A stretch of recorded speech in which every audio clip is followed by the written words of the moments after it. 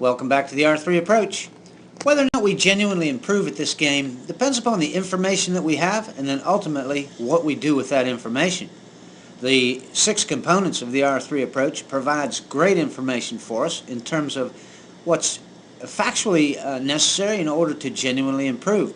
Remember, component number 1, the 5 universal laws, points out things about the game that are immutable and unchanging.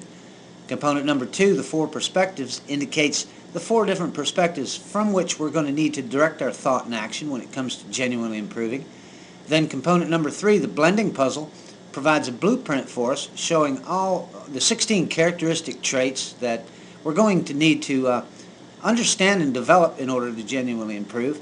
Then component number 4, the 8 facets of physically working on our golf swing, provides an outline or agenda for us in terms of directing our thoughts and actions when it comes to physically working on our golf swing.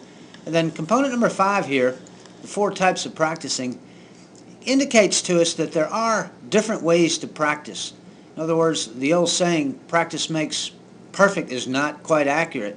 Practice makes permanent is the way it really works. Therefore, we need to understand how to practice more effectively, and that means that there are different ways to practice, and this is precisely what this component is all about.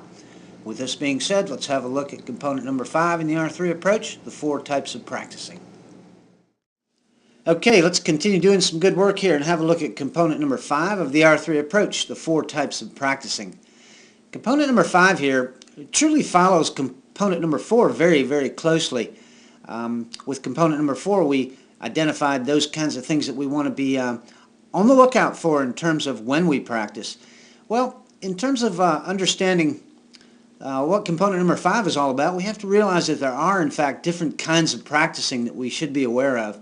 When it comes to game improvement, there's really 2 types. There's what's called the placebo effect type of improvement. That's short-term improvement, and it is a very real thing, but this is improvement that we experience because of a tip that we came across, a thought, idea, concept that helps us in the short term, but really doesn't stick over the long haul.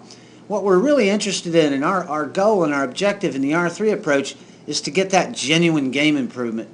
Well, if we're in fact going to experience genuine game improvement, long-term improvement that stays with us over the long haul, it's because we are following that overall strategy and we're continuing to do good work, directing our thoughts and actions toward developing a more mechanically sound, physically athletic, and tactically fluid process for playing the game.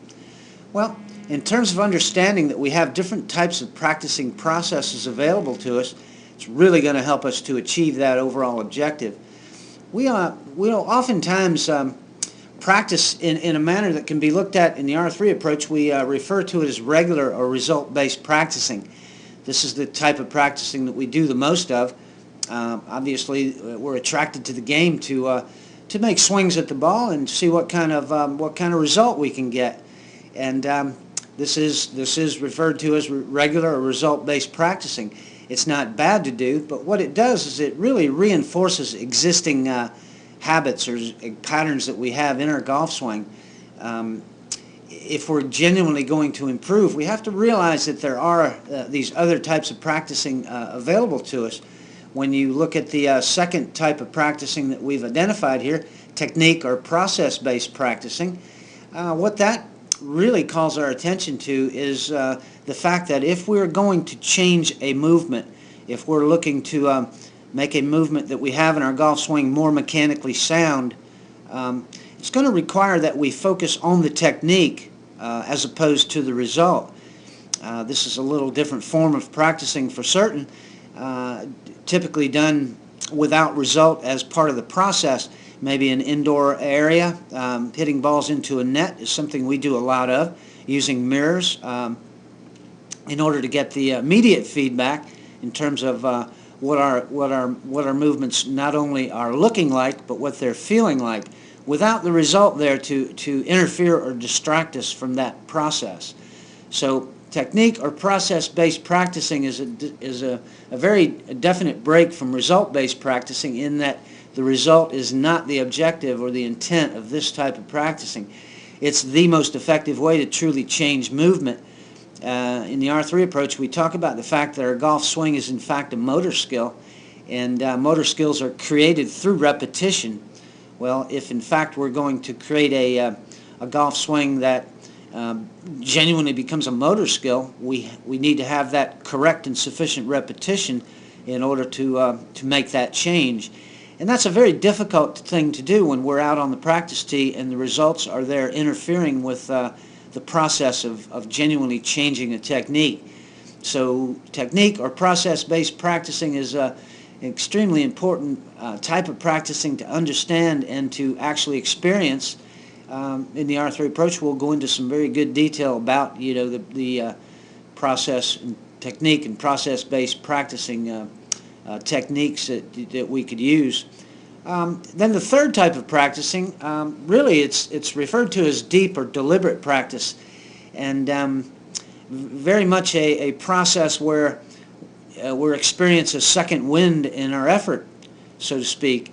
In other words, we might set out to do a certain amount of practicing, and then we do a little bit more practicing, and then all of a sudden we're re-energized, and we end up doing considerably more amount of practicing during that session.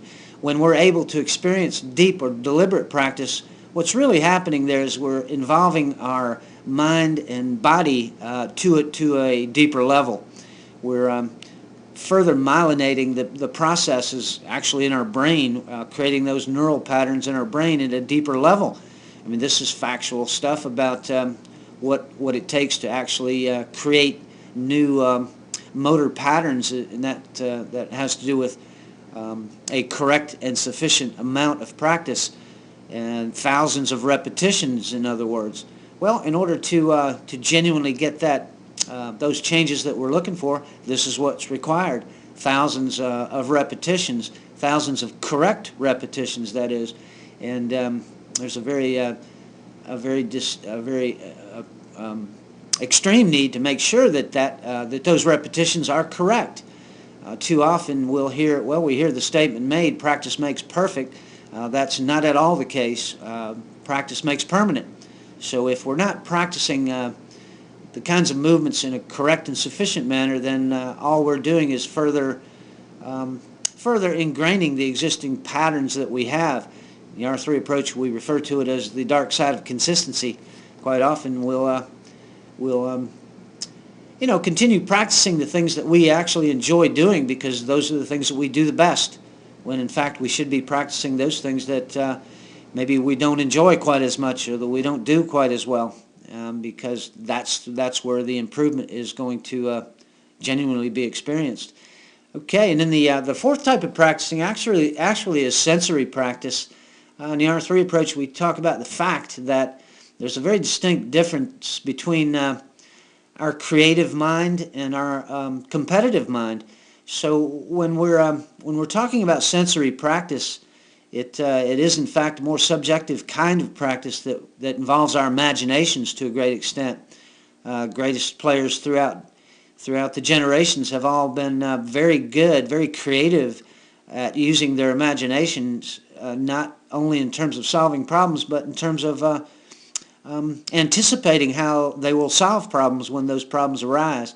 This is all a function of our imagination and being creative. So again, in the R3 approach, we talk a great deal about sensory practice and how important it is to use our imaginations to reinforce what we're doing as well as what we will be doing. Quite often, we've heard players talk about actually playing rounds of golf the night before an important event, where they're actually able to use their imaginations and put themselves into that competitive situation and see themselves performing well in that regard.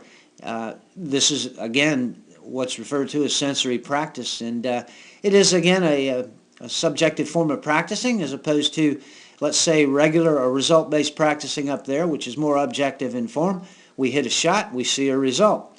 Pretty much black and white, what's going on there. Whereas when we begin to use our imaginations, it's more of a subjective kind of experience, but very much an important one in terms of genuinely improving our our overall golf game.